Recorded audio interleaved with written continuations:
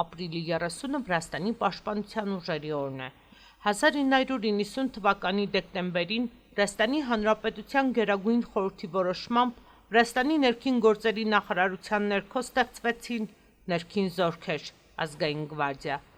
Վրացական բանակի հետագա զարգացումը տեղի ունեցավ ազգային գվարդիայի հիման վրա։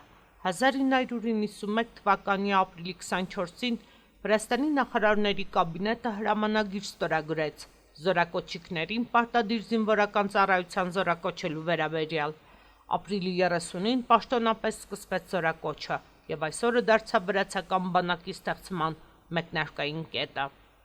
Վրացական բանակը Վրաստանի հավատարմության եւ ազգային միասնության խորհրդանիշն է։ Այդ իսկ պատճառով այն արժանի է մեր յուրաքանչյուր քաղաքացու հատուկ սիրուն, վստահությանը եւ հարգանքին, ասել է Վրաստանի վարչապետ Իրակլի Չիկովանին Վազիանիի 4-րդ հետևակային բրիգադում կայացած պաշտպանության ուժերի տարեդարձին նվիրված միջոցառման ժամանակ։ Պաշտպանության նախարարը նշեց, որ վրացական պետության անկախության վերականգնումից ի վեր պաշտպանական ուժերը հերոսությամբ եւ արյունով գրել են իրենց սեփական պատմությունը։ Պաշտպանության նախարարը նշեց, որ վրացական պետության անկախության վերականգնումից ի վեր պաշտպանական ուժերը հերոսությամբ եւ արյունով գրել են իրենց սեփական պատմությունը։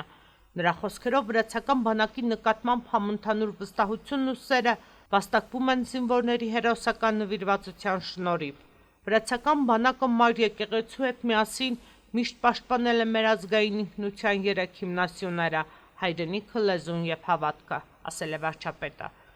Իրակլի Չիկովանին շնորհավորել է զինծառայողներին վրացական բանակի օրվա կապակցությամբ եւ նշել, որ ամենուր եւ միշտ որտեղ էլ որ նրանք կռվեն, նրանք լավագույնս են ներկայացրել մեր երկիրը եւ նրա անխաթար բնույթը։ Վրաստանի նախագահ Միխայիլ Ղավելաշվիլին, վարչապետ Իրակլի Կոբախիձեն, խորհրդարանի նախագահ Շալվա Պապուաշվիլին եւ պաշտպանության ուժերի հրամանատար գեներալ-մայոր Գեորգի Մատիաշվիլին շնորհավորել են զինվորականներին պաշտպանության ուժերի 34-ամյակի կապակցությամբ։